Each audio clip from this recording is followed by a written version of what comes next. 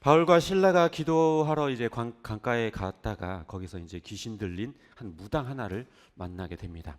그런데 이 무당은요, 점을 쳐서 주인들에게 수익을 안겨다 주는 굉장히 좋은 사람이었어요. 주인들에게는 굉장히 좋은 사람이죠. 그런데요, 이 여자가 계속해서 바울과 이 신라를 쫓아다니면서 계속해서 괴롭히는 거예요. 그래서 참다가 바울이 더 이상 참을 수 없어서 예수의 이름으로 명하니 귀신아 나아가라 이렇게 하자 귀신이 물러가게 되었고, 귀신이 이제 사라지게 되니까 더 이상 점을 칠 수 없게 되잖아요. 그러니까 이 주인들이 화가 나가지고 이 바울과 신라를 치안관, 그러니까 경찰들 앞에 데리고 나가가지고 이 사람들이 우리에게 하지 못할 일들을 전하고 어지럽히고 있습니다, 이렇게 이야기를 했어요. 그러자 그들이 이제 바울과 신라를 데려다가 매질을 하고 감옥에 가두게 되었죠. 그러고 나서 이 이후에 이제 바울과 신라는 감옥에 갇혀서 뭘 하게 되냐면 하나님 앞에 기도하고 찬양을 하게 됩니다. 그러자 옥문이 열렸어요. 옥문이 쫙 하고 열렸는데 그 순간에 지진이 함께 일어나면서 잠을 자고 있던 간수가 잠에서 깨게 됐어요. 그런데 옥문이 다 열린 것을 보고 아이고 이제 죄인들이 다 탈출했구나, 나는 끝났다 하고서 칼을 들어서 스스로 자결을 하려고 했습니다. 근데 그 자결하려는 그 순간에 이 바울이 뭐라고 이야기를 하냐면 우리가 지금 그대로 다 있으니까 걱정하지 마라, 자기의 목숨을 아껴라, 이렇게 얘기를 하게 되죠. 그러자 이 간수가 바울과 신라 앞에 엎드리면서 떨면서 말하기를 내가 어떻게 하면 구원을 받을 수 있겠습니까? 라고 바울에게 질문을 하죠. 그래서 바울이 뭐라고 이야기를 하냐면 주 예수를 믿으십시오, 그러면 당신과 당신의 집안이 구원을 얻게 될 것입니다, 이렇게 대답을 합니다. 그 즉시로 이제 간수는 그들을 집으로 초대해서 그들의 말씀을 들었고 그들의 몸을 이제 상처를 닦아주고 그 약을 발라주고 그리고 그에게서 침례를 받게 되었습니다. 다음 날 이제 치안관이 이제 바울과 신라를 놓아주라고 이야기를 했고 간수가 이 말을 바울에게 전하니까 바울이 화를 냈어요.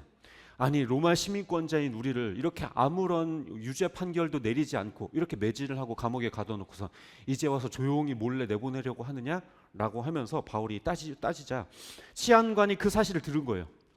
그 사람들이 로마 시민권자라고 하니까 벌벌벌벌 떨면서 간청을 하면서 제발 그냥 조용히 나가주세요라고 해서 이 바울과 실라가 결국에는 루디아의 집으로 다시 돌아가 그들을 격려하고 그 길을 떠나게 되었다라는 것이 오늘 본문의 말씀입니다. 오늘 본문 말씀을 통해 우리가 한번 좀 살펴봐야 할 중요한 인물이 한 명이 있습니다. 그 사람이 누군지 오늘 본문을 통해 한번 찾아보겠습니다. 한 귀신 들린 무당이 바울과 신라를 계속 따라다니면서 괴롭혔다라고 이야기를 하는데요. 이 귀신이 했었던 이야기가 뭐죠? 뭐라고 이야기해요?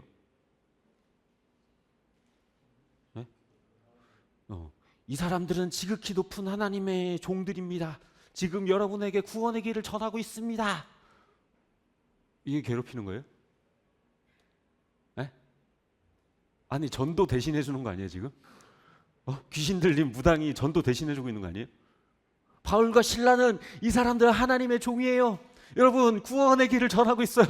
알아서 홍보 다 해주는 거 아니에요 지금? 이게 괴롭히는 거예요? 제 눈에는 괴롭히는 걸로 안 보이는데? 네? 어떠세요? 왜 바울과 신라는 이게 괴롭히는 거라고 생각을 했을까요? 물론 뭐 좋은 말도 계속 들으면 기분 나쁘다고 계속 그러니까 기분 나쁠 수는 있었겠죠. 그렇지만 알아서 홍보해주고 있잖아요. 알아서 복음 전해주고 있잖아요. 그럼 내버려 두는 게 더 좋지 않아요? 게다가 이 지역 사회에서 이 무당은요 상당히 영향력이 있어요. 왜냐하면 사람들한테 점을 쳐주면서 그 사람들의 문제들을 해결해 줬기 때문에 상당히 영향력 있는 사람이에요. 그러니까 이 사람이 이 말만 딱 전하면 많은 사람들이 아마 어떻게 보면 예수님을 믿게 될지도 몰라요. 그렇지 않아요? 그럼 왜 바울과 신라는 귀신을 왜 내쫓았을까요? 오늘 본문에서요 바울은 그 사람이 불쌍해서 내쫓은 거라고 기록하고 있지 않아요. 말 그대로 귀찮아서, 너무 귀찮게 해서 라고 이야기를 하거든요. 그럼 왜 귀찮아요? 그게 왜 귀찮아요? 진짜 단지 그냥 귀찮다는 이유뿐이었을까요? 이게 비꼬는 소리예요? 왜 비꼬는 소리죠? 이게 왜 비꼬는 소리예요? 하나님의 종입니다. 여러분에게 구원의 길을 전하고 있습니다. 이게 왜 비꼬는 소리예요? 복음 대신 전해주고 있는데. 네? 귀신이 전하는 복음이라 믿을 수 없어요? 네?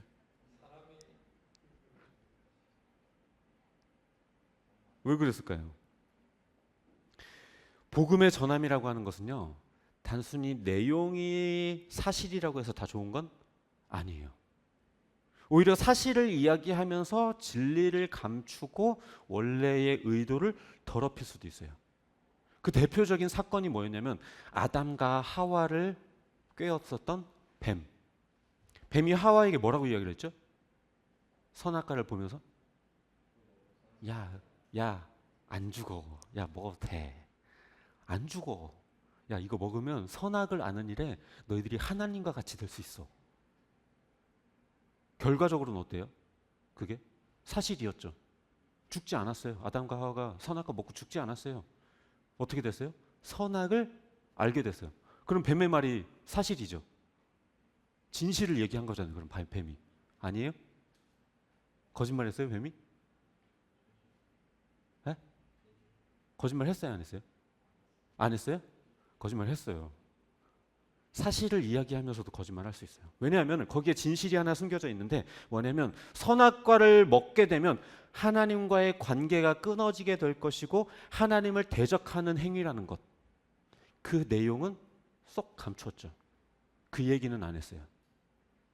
사실을 이야기하긴 했지만 진실을 감추었어요. 그런 점에서 오늘 이 귀신 들린 무당이 전하던 이야기는요, 겉으로는 틀린 말이 아니에요. 하나님의 종들이고 여러분에게 구원의 길을 전하고 있습니다. 맞는 말이죠. 그런데 표면적으로는 맞는데 교묘하게 하나님과 바울 사이를 이간질하고 있어요. 바울과 실라를 몇 날 며칠이고 계속해서 띄워줌으로 인해서 그들 마음속에 교만이 싹트게 만들고 있죠. 하나님의 거룩한 종들입니다. 지금으로 따지자면 어떤 목사님을 두고 정말 위대하시고 말씀 너무 잘 전하시고 정말 좋으신 목사님이에요. 어떨까요? 이야기를 계속 듣는 목사님 입장에서는 그 마음속에 교만함이 나도 모르게 싹트게 돼요. 이 시대의 능력의 종, 이런 말을 들으면 어떻게 되겠어요? 교만해져요. 저 같아도 교만해져요. 즉 다시 말해서 이 귀신 들린 무당이 전하던 이야기는 겉으로는 사실이었긴 했지만 그걸 통해서 하나님보다 바울과 실라를 더 돋보이게 만든 거예요. 사람들 앞에 더 돋보이게 만들어서 바울과 실라를 바라보게 만든 거예요. 하나님이 아니라 바울과 실라를 바라보게 만들었던 거죠. 그래서 바울은 이것이 복음의 좋은 결과를 가져다 주지 못한다는 것을 알기 때문에 그 귀신의 악한 계략을 물리치기 위해서 귀신을 내쫓았던 겁니다. 예수님께서도 이러셨던 적이 있죠. 귀신들이 예수님을 알아보고 하나님의 아들이시여 왜 우리와 무슨 상관이 있습니까? 왜 오셨습니까? 막 사람들 앞에서 그렇게 얘기할 때 입 다물어라, 나가라. 왜요? 분명하게 사실을 이야기하지만 귀신의 입에서 나오는 그것이 하나님께 영광을 돌리는 것이 아니기 때문에 예수님께서 그렇게 하셨던 거죠. 그런데요, 바울이 이렇게 귀신을 내쫓은 다음에요, 그 일이 큰 악재를 불러오게 돼요. 그 주인이 자기 수입원이 사라지게 되니까 그들을 감옥에 가둬버리게 되는 거죠. 그러면서 심하게 매질을 맞았어요. 정말 엄청나게 맞았어요. 그런데요, 감옥에 억울하게 갇혔음에도 바울과 실라는요, 그 귀신 들린 자나 아니면 그 귀신 들린 자의 주인을 원망하거나 탓하거나 비판하지 않았어요. 오히려 거기서 기도하고 찬양했어요. 여러분들 이러실 수 있어요? 누구 때문에 뭔가 누명을 써가지고 억울한 일을 당했는데 주님 감사합니다 할렐루야 찬양 이때요? 근데 바울과 실라는 그렇게 했어요. 그러자 어떻게 됐어요? 옥문이 열렸어요. 이게 찬양의 능력이에요. 아멘? 아니에요. 틀렸어요. 죄송하지만 오늘 본문이 그를 말하는 것은 그게 아니에요. 찬양하면 옥문이 열린다. 기도하면 옥문이 열린다. 그걸 말하려는 본문이 아니에요. 그런데 우리가 찬양 중에 그런 이야기가 있죠. 바울과 실라가 찬양할 때 옥문이 열렸다. 그런 찬양이 있어요. 그러다 보니까 우리들의 뇌리에 뭐가 인식이 이렇게 작용하냐면 찬양해야 내 인생의 옥문도 열린다. 해결된다. 이런 식으로 우리가 해결을 그렇게 이해하죠. 죄송하지만 오늘 본문은요, 그렇게 연결하는 것은 아니에요. 물론 그렇다고 해서 하나님을 찬양하는 것이 쓸모없다거나 무의미하다, 능력이 없다, 그런 얘기를 하려는 건 아니에요. 다만 이 본문이 그런 메시지를 전달하고 있지 않다라는 거예요. 찬양하면 옥문이 열린다, 그걸 말하려는 게 아니라는 거예요. 오히려 옥문이 열리게 된 사건은요, 바울과 실라의 찬양의 결과가 아니라 오히려 그 다음 사건을 위한 하나의 원인이 된 거예요.